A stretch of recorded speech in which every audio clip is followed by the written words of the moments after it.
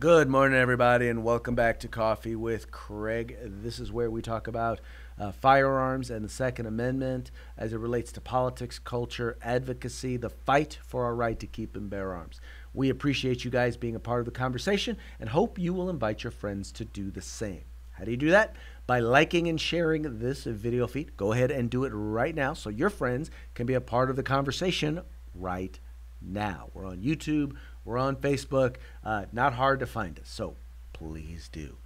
All right, let's get into today's topic.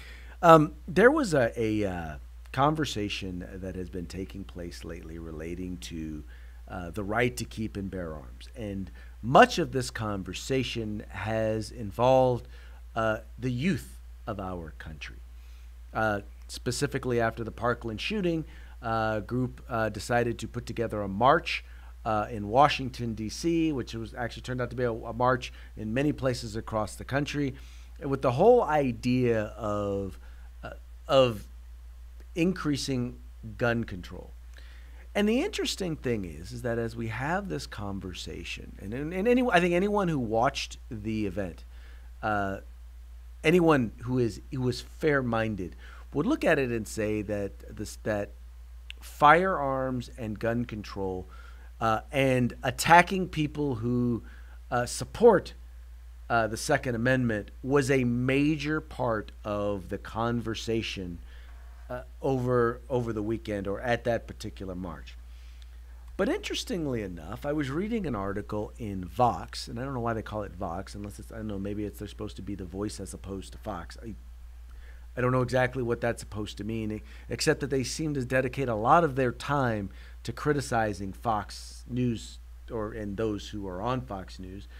But they made the case that it was Fox News that turned the March for Our Lives into a Second Amendment issue.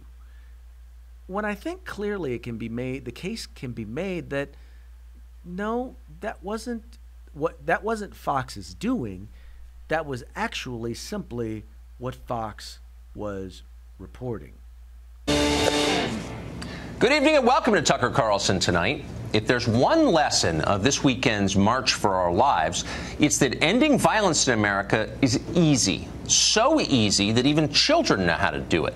All that stands between the broken, chaotic country we live in and the peaceful utopia of the future is a very small group of very evil people, mostly Republicans.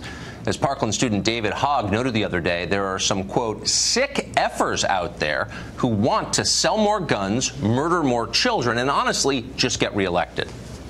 Well, on the stage on Saturday, his classmate Alex Wind agreed with this. Quote, if you take money from the NRA, Wind told the crowd, you have chosen death.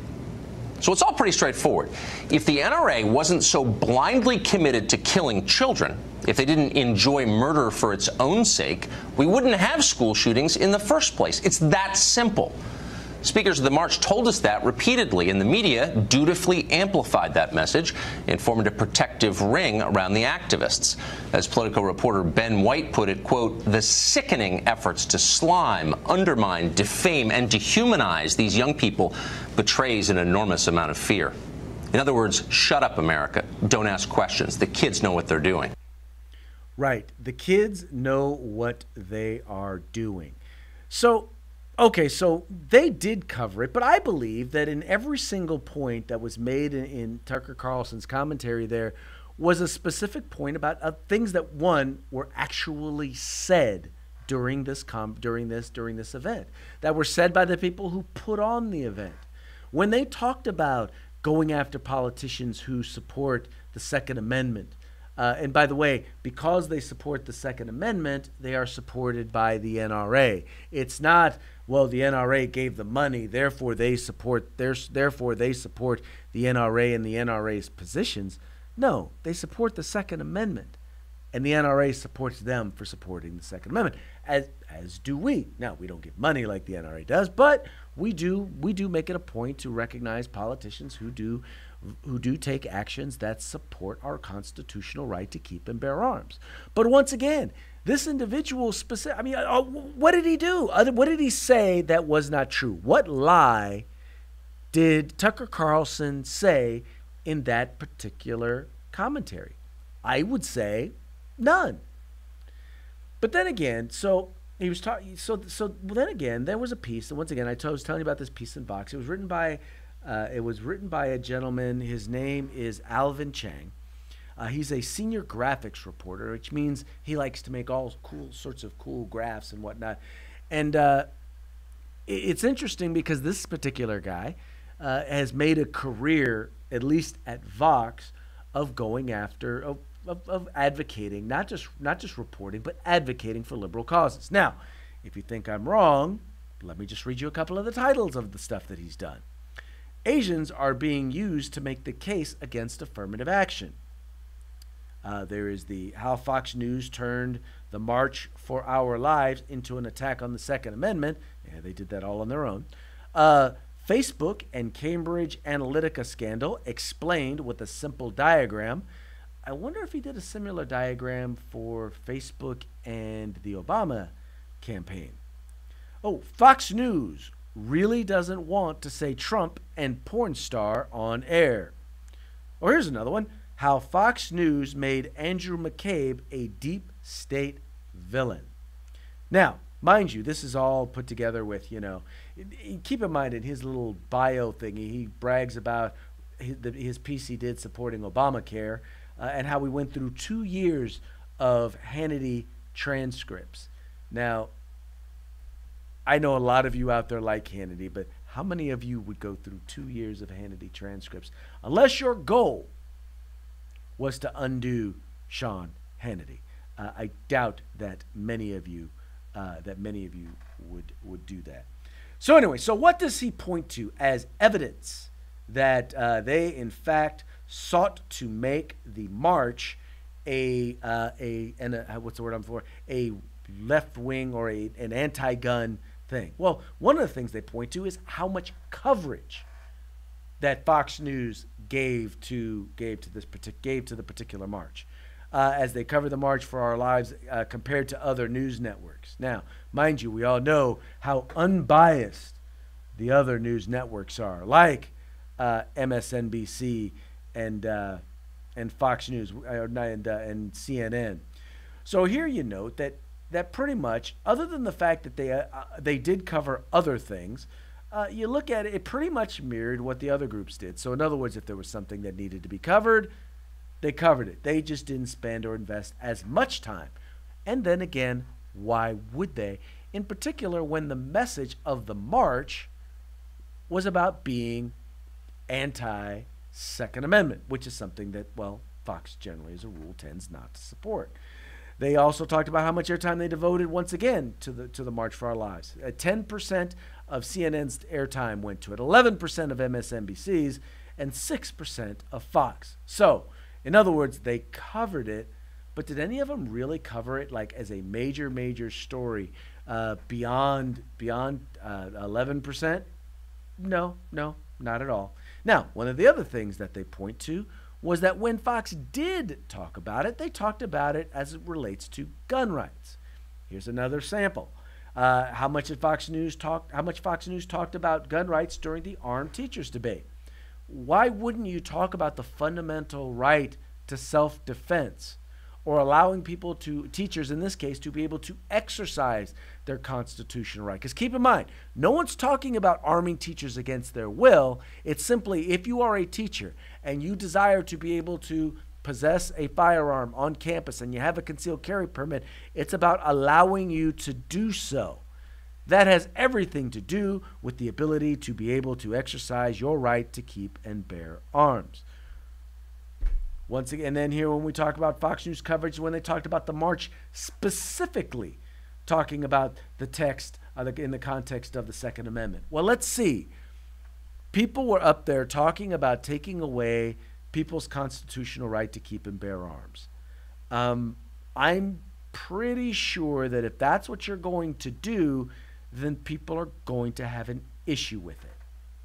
I don't know. I don't see that as being something that's completely out there and crazy. But I don't know, maybe then again, I'm not Vox. Now, they also pointed to the fact that they brought on people who contradicted the message of the march. Now, Fox's note, they like to call themselves fair and balanced, right?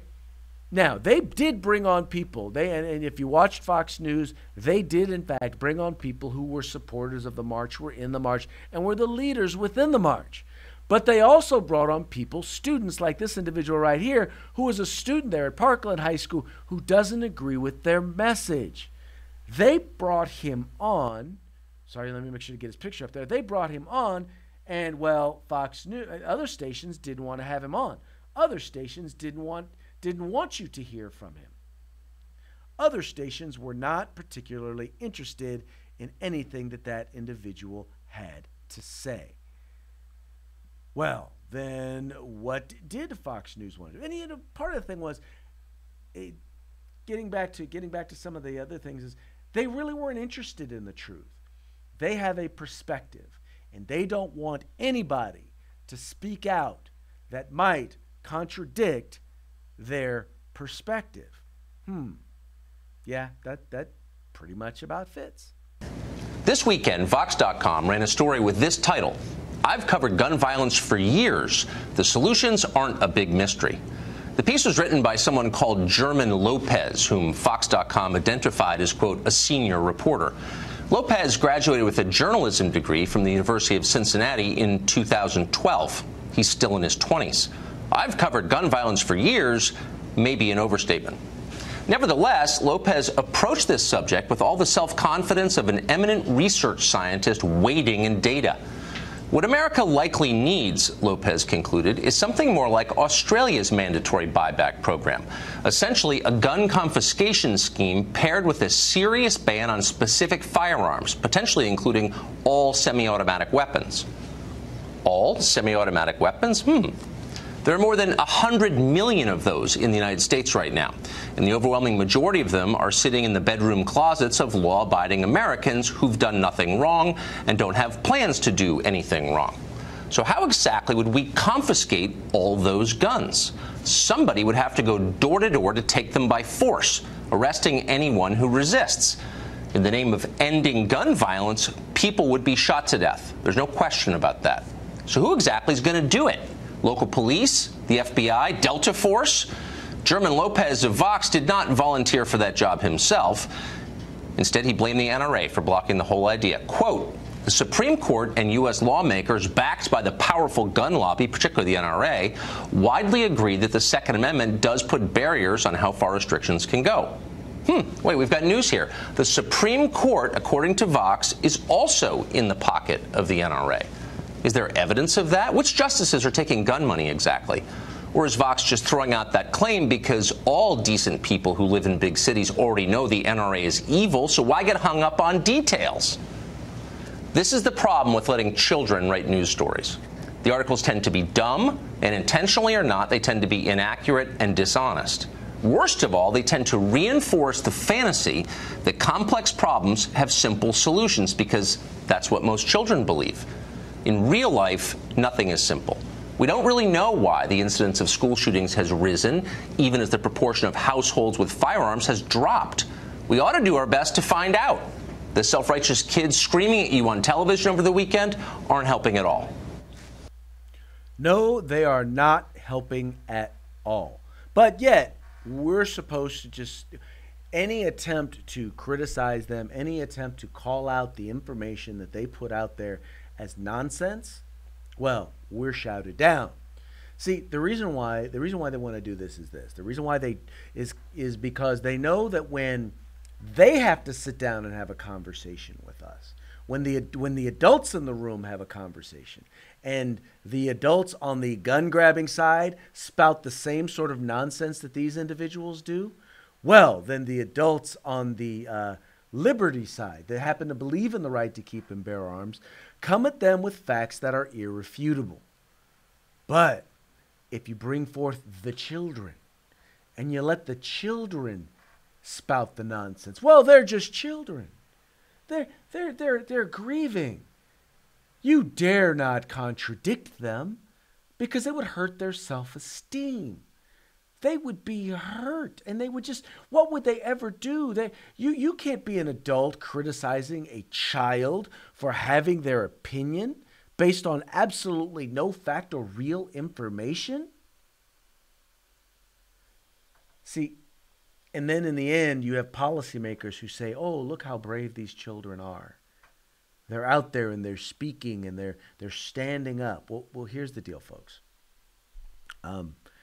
If you want to step into the conversation, if you want to be in the conversation, then be in the conversation.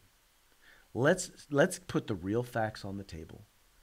Stop acting like children.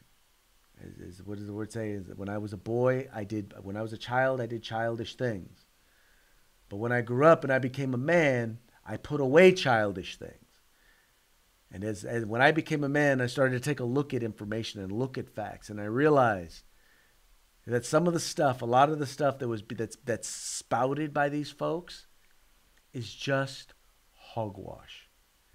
And the worst part is that it's hogwash that is being handed to them by people who want to take away their liberty, and they're too young and immature to even realize it.